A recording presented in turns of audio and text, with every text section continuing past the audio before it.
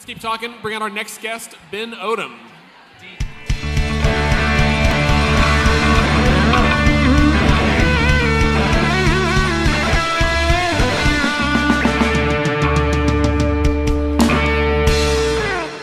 All right. Ben, Hello, Mr. thanks for Odom. coming. How are you? Good, good. So you previously ran for Congress in Congressional District 2, correct? 4, my bad. I wrote down the wrong number twice already. 4. What part of the state is that? Let me check your mic there. It's a Midwest city down to all of Cleveland County and then southwest.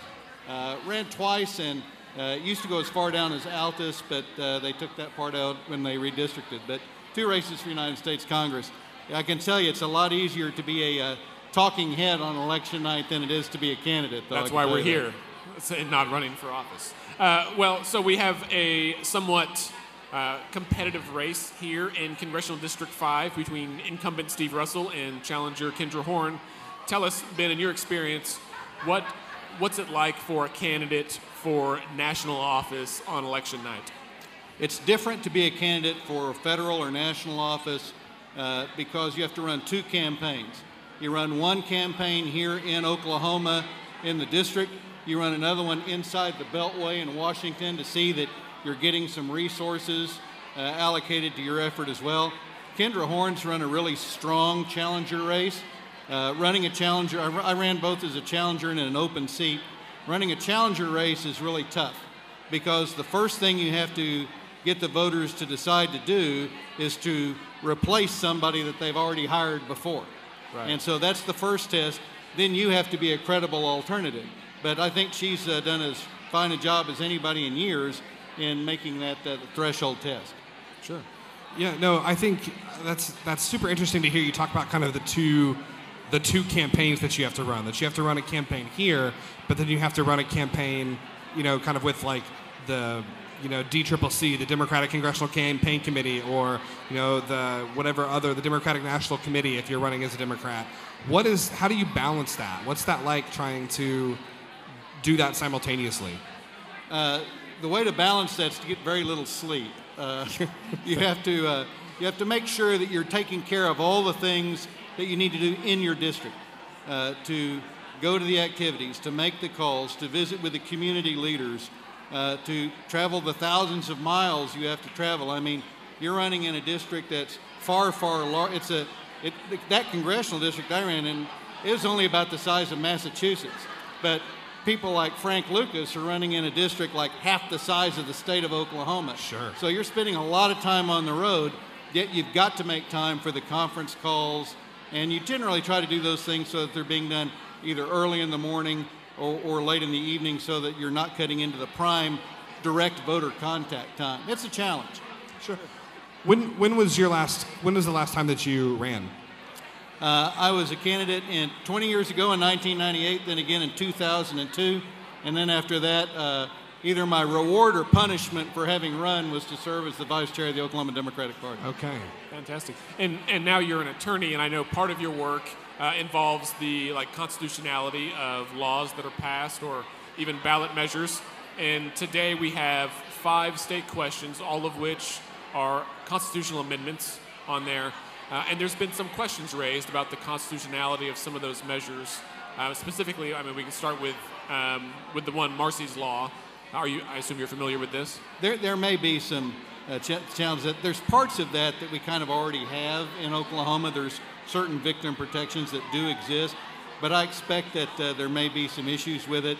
I've heard some judges talk about how they would have to try to figure out or interpret what's going on with it. So that remains to be seen on what's going to happen. The one thing about these state questions that are up is that unlike some election cycles where things were directly put on the ballot as a state question to motivate a certain segment of the electorate to vote, these were kind of on their own merits or ideas, and not so much on the idea of, let's push this group's button and get them out to vote because they're mad about something. Well, that's interesting. I had not even considered that it could be just there as a tool for other elective races. What so I have often, I will say, railed against how often Oklahoma tries to amend our state constitution, and I understand that it's because we've got a long and hairy constitution, but what are maybe some of the considerations that voters should have that we don't often consider? Well, the first thing I'd say to people is that if you go to Washington, D.C., and you look at the Constitution of the United States under glass, you can see all of it just by looking at these 2 or 3 panels under glass. The Constitution of the state of Oklahoma is about as thick as a book. It's like 600 pages. Yeah, and that was on purpose. The founders of Oklahoma were very populist. They wanted things put in the Constitution so they would be very difficult to change or replace. So what was required to be taught in certain classes or the quality of kerosene that was available, those things were in the Constitution. And at the time it was done, everyone thought that was a very forward-thinking idea to have this incredibly long and detailed Constitution. Now, not so much. And so I think that the voters are looking at these things and saying, why is that there, or why does that need to be there? And you know, there's an old saying of maybe they ought to have a session that can just repeal things versus enact things, but we'll see what happens on that front. And on some occasions, we also amend the Constitution because the people behind a ballot measure want to enshrine it at a higher level where it can't be changed by the legislature. Yeah, they don't want things changed. And so if you put it in the Constitution, you've made it much more difficult to undo. But people always need to just ask themselves, where's the money coming from behind this state question? Who benefits? Who wins? Who loses? There's a reason those things are pushed through and put on the ballot.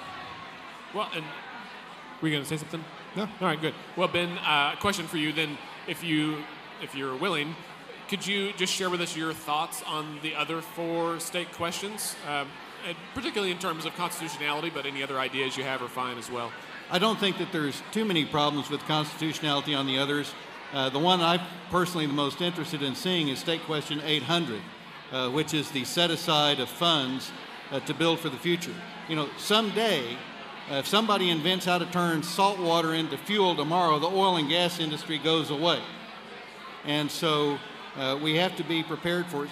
Politicians look at this election or this need right now. Statesmen look to the future, and I'm going to brag on Senator John Sparks for doing the heavy lifting for that, because that's looking ahead to the future. What happens for the day when there isn't an oil and gas revenue? Had we done this in the past on State Question 800, we'd have hundreds of millions of dollars in a trust fund today that we could be using in perpetuity to take care of problems. So I think that that's, to me, the most long-term, significant, statesman-like issue on the whole ballot. All right. Mr. Odom, we really appreciate your time. We appreciate you stopping by. Thank you all very much.